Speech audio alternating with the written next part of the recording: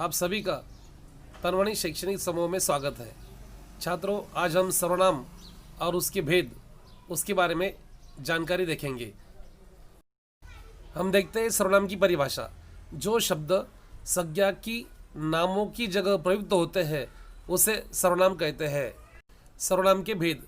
पहला प्रकार है पुरुषवाचक सर्वनाम, दूसरा निश्चयवाचक सर्वनाम, तीसरा प्रकार अनिश्चयवाचक सर्वनाम, चौथा है निजवाचक सर्वनाम, पांचवा प्रकार है संबंधवाचक सर्वनाम और आखिरी प्रकार है प्रश्नवाचक सर्वनाम। इस प्रकार सर्वनाम के 6 भेद हैं और हम 6 भेदों की जानकारी देखेंगे।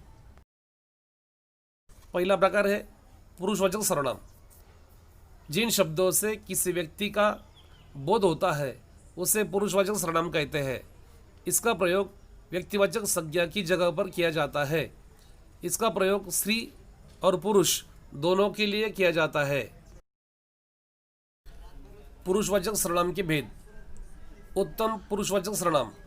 जिन शब्दों का प्रयोग बोलने वाला खुद के लिए करता है उसे उत्तम पुरुषवाचक सर्वनाम कहते हैं। जैसे मैं, हम, मेरा, हमारा, मुझे। दूसरा प्रकार है मध्यम पुरुषवाचक सर्वनाम।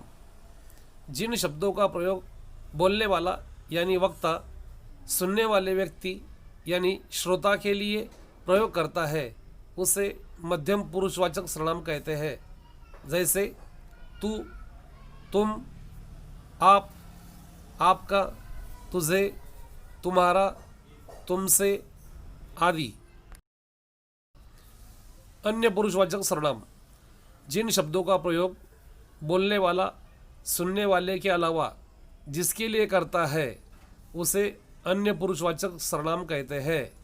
जैसे वह, वे, उसने, यह, ये, इसने, उसे, उनका, उन्होंने, वो, उसका आदि।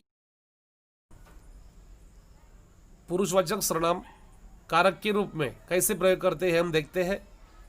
एक विभाग में एक कारक, दूसरे में है एक वचन और बहुवचन। कर्ता कारक मैं, बहुवचन में मैंने, तू, बहुवचन में तूने, वह, उसने, हम, हमने, तुम, तुमने, वे, उन्होंने आदि। कर्म कारक मुझे, मुझको, तुझे, तुझको, उसे, उसको, हमें, हमको, तुम्हें, तुमको, उन्हें, उनको आदि।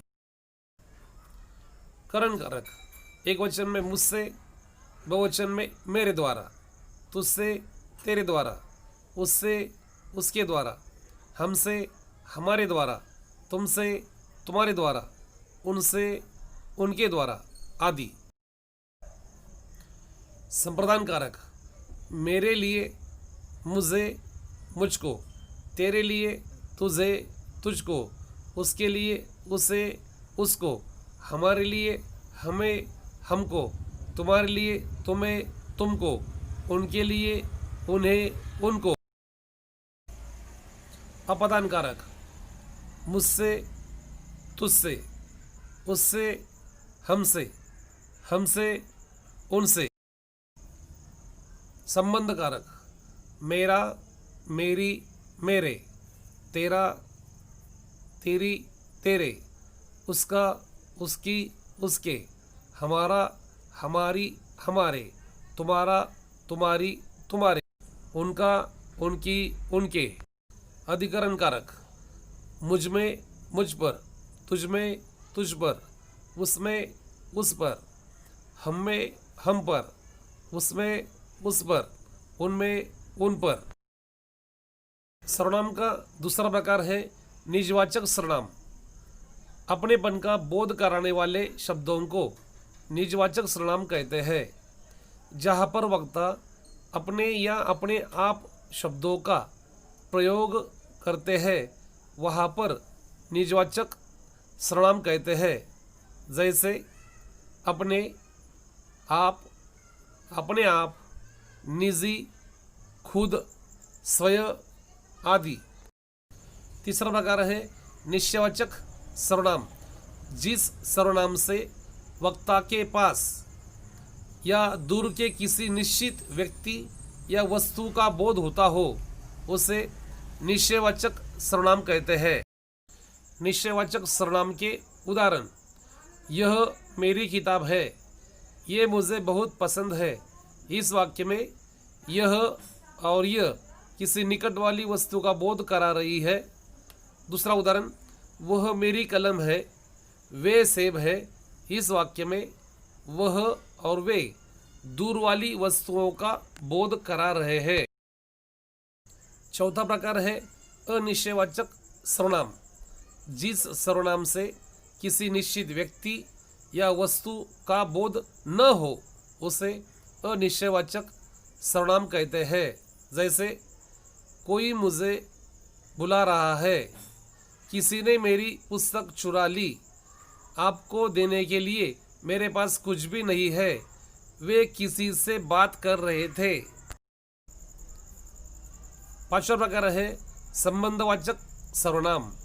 जिन शब्दों से दो पदों के बीच के संबंध का पता चले उसे संबंधवाचक सर्वनाम कहते हैं। वाक्य में आए हुए दो सर्वनामों में से जब एक सर्वनाम की विशेषता बताने के लिए दूसरे सर्वनाम की सहायता ली जाती है तब विशेषता बताने में सहायता करने वाले सर्वनाम को संबंधवाचक सर्वनाम कहते हैं। संबंधवाचक सर्वनाम के उदाहरण: पहला उदाहरण, हृदय वही है जो उदार हो। दूसरा उदाहरण, जो जीता वही सिकंदर। जिसने अच्छा काम किया उसे पुरस्कार मिला। जैसे कर्म करोगे वैसे फल पाओगे, जैसी करनी वैसी भरनी। सर्वनाम का आखिरी प्रकार है प्रश्नवाचक सर्वनाम। जिन सर्वनाम शब्दों को प्रश्न पूछने के लिए प्रयोग किया जाता है उसे प्रश्नवाचक सर्वनाम कहते हैं। जैसे कौन, क्या, कैसे, किसने, किसको, किस लिए, कहा, कब आदि। इस प्रकार हमने सर्वनाम के जो 6 भेद हैं उनकी जानकारी ले ली है। आप सभी को सर्वनाम के भेद अब समझ में आ गए होंगे। अगर यह वीडियो आपको पसंद आ गया होगा तो मेरे चैनल को लाइक, शेयर और सब्सक्राइब करना ना भूलें और कमेंट बॉक्स में भी कमेंट लिखना ना भूलें। धन्यवाद।